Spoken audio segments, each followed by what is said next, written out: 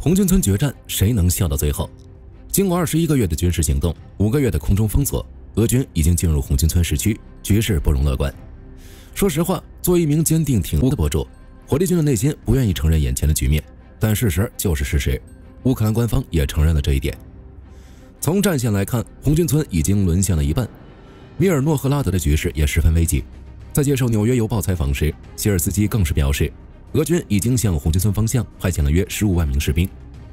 面對如此悬殊的兵力，烏軍還能頂多久？紅軍村局勢會如何發展？會不會成為下一個巴赫穆特？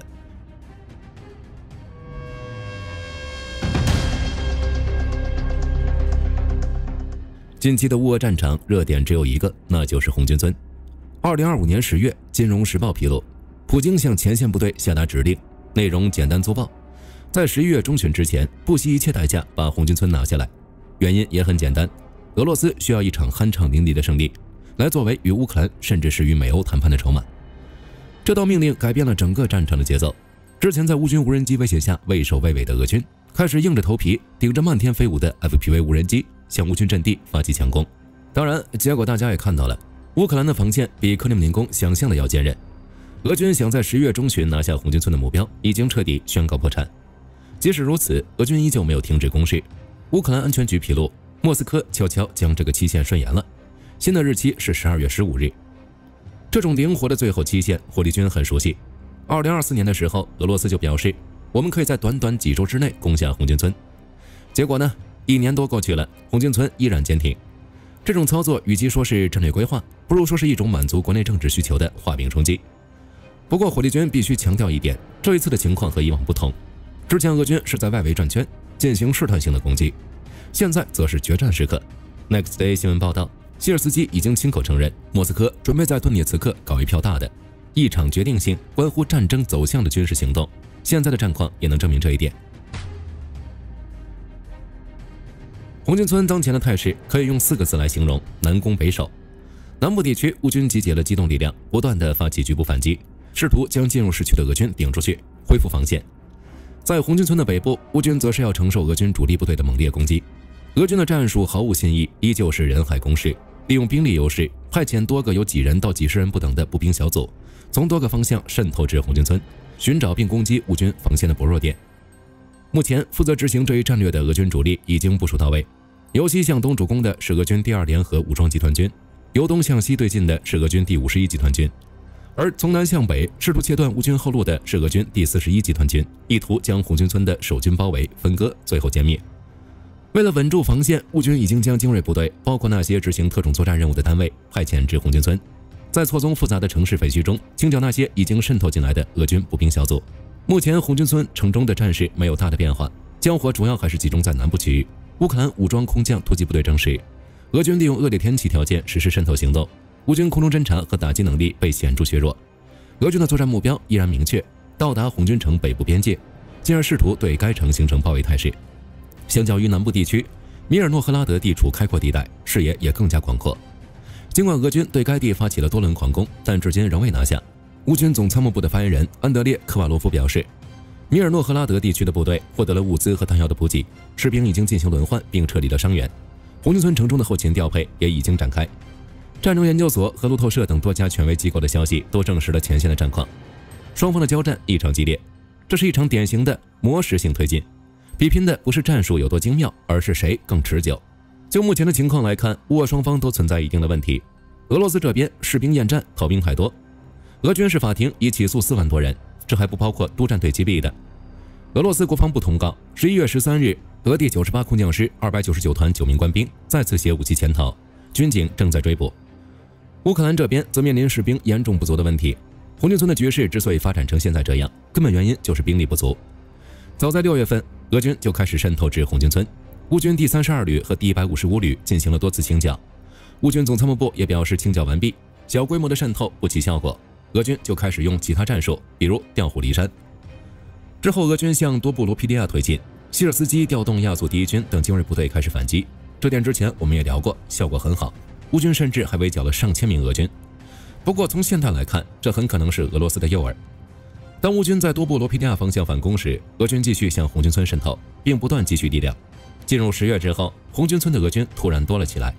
烏軍第32旅和第155旅已經無法清剿完畢，之後就是普京下達命令拿下紅軍村。就以上情況來看，烏軍之所以無法完全清除滲透至紅軍村的俄軍，根本原因就是兵力不足。直到今天，烏克蘭的徵兵最低年齡線是25歲。在烏俄戰爭爆發的時候，烏克蘭禁止18歲至60歲男性公民離境，但是在2025年8月，烏克蘭內閣批准修改出入境規定，18到22歲的年輕人可以自由離境。反觀對面的俄羅斯，除了沒有喊出全國總動員那句口號，實際已經把所有能動員的现役士兵以及非现役預備役部隊全部拉上了戰場。普京更是在11月4日簽署了新的總統令，宣布全面徵兵，並且讓大量預備役人員守衛後方的軍事基地和重要設施，從而將更多的正規軍解放出來，源源不斷地送往前線。除此之外，希尔斯基在接受《紐約郵報》採訪時表示，俄軍已經向紅軍村方向派遣了約15萬名士兵，包含機械化部隊和4個海軍陸戰旅。烏軍有多少士兵，火力軍也不確定。不過早些時候，澤連斯基透露，俄軍在紅軍村方向的兵力是烏軍的8倍。這是什麼概念？這意味着在正面的陣地上，烏克蘭士兵可能要同時面對來自8個方向的敵人。天上的無人機飛得再多，也難以抵抗對面那種不計代價用人命來填平戰線的僵屍冲锋。兵力上的差距決定了烏克蘭的戰術，他們無法進行大規模的反攻。也正因如此，烏軍在紅軍村實施的是拖延戰術，派出精銳部隊守住關鍵補給線，核心目標只有一個，盡可能的拖延俄軍全面控制紅軍村的時間，並在這個過程中盡最大可能的給敵人放血。事實上，俄羅斯也的確無法快速佔領紅軍村。從一開始，普京所說的在10月中旬前拿下紅軍村的目標就無法實現，這與當前的戰爭形態有關。美國智庫的消息稱，紅軍村並沒有被炮火吞沒，烏俄雙方幾乎沒有人開槍。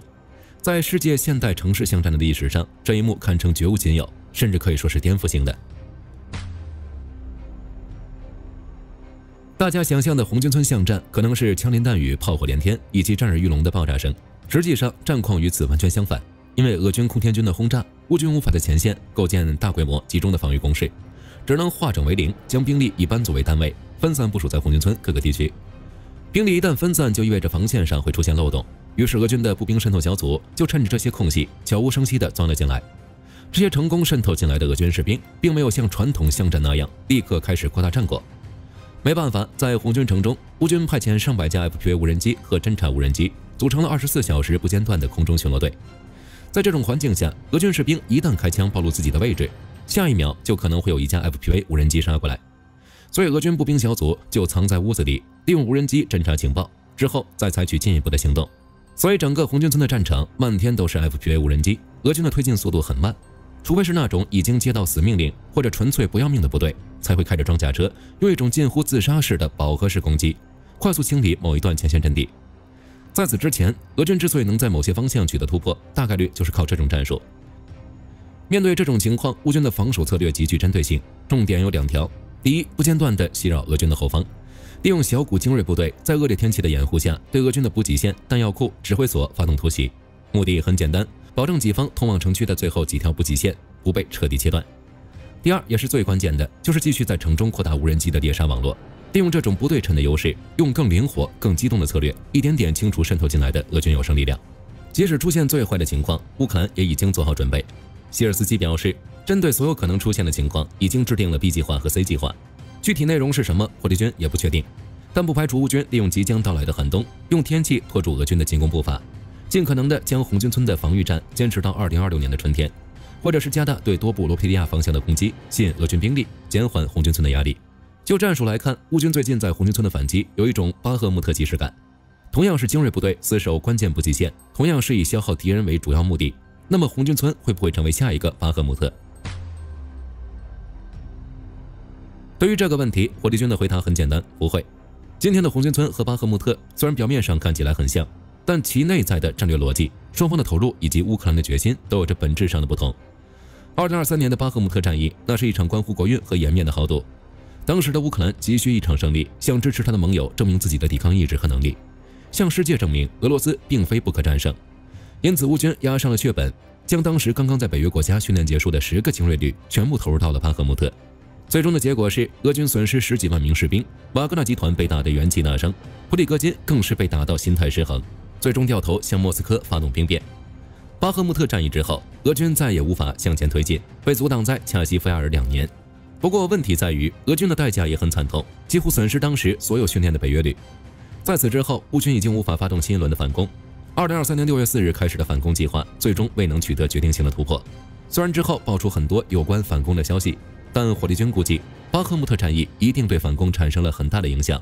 紅軍村的情況已經完全不同。澤連斯基在接受彭博社專訪時表示：“我沒有強迫士兵們為了廢墟而犧牲，撤軍的決定權將由一線的指揮官根據戰場情況來決定。”這個信號很明顯，士兵的生命比一座已經被炸成廢墟的城市更重要。從軍事地圖上看，烏軍的底氣更足。在紅軍村的後方，烏克蘭還有康斯坦丁尼夫卡、克拉馬托爾斯克、斯拉夫揚斯克等一系列更大、更堅固的城市組成的縱深防禦體系。只要能守住紅軍村西側的關鍵城鎮赫里什內，即使紅軍村最終失守，烏軍主力也可以依托這條防線，從從容容地撤退到後方，而不是被包圍殲滅。戰爭研究所 CNN 也表示，從軍事角度看，堅守紅軍村的意義不大，這座城市失守不會在戰場上產生太大影響。烏克蘭現在要打的是一場聰明的戰爭，核心就是用空間換時間，盡可能的利用紅軍村來消耗俄軍的有生力量，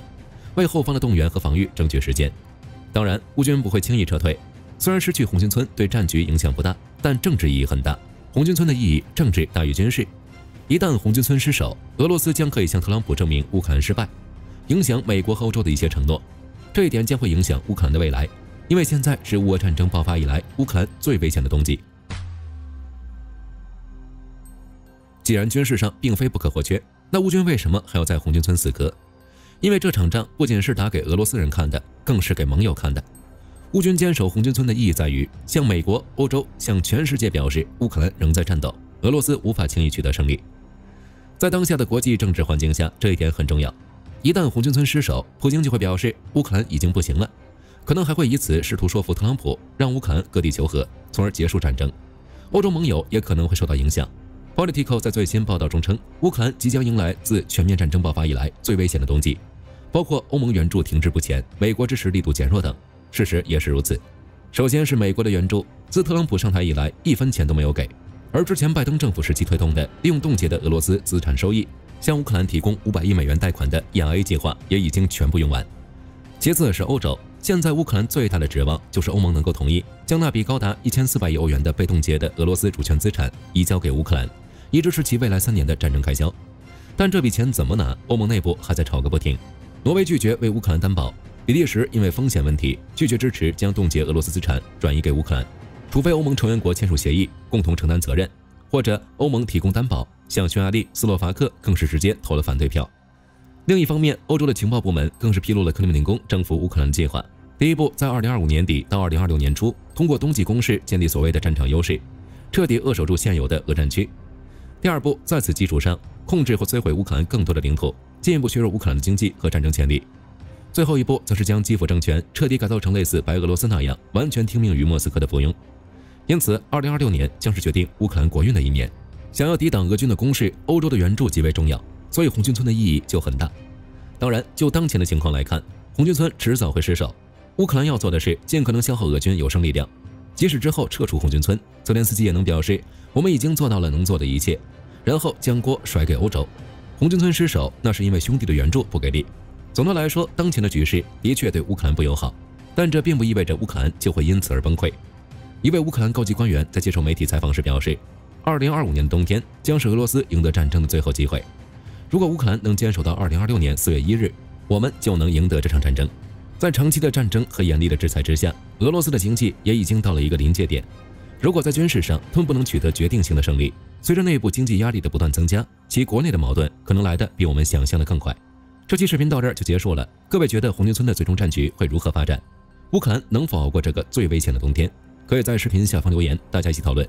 喜歡的話不要忘記點點關注，我是火力軍，下期見。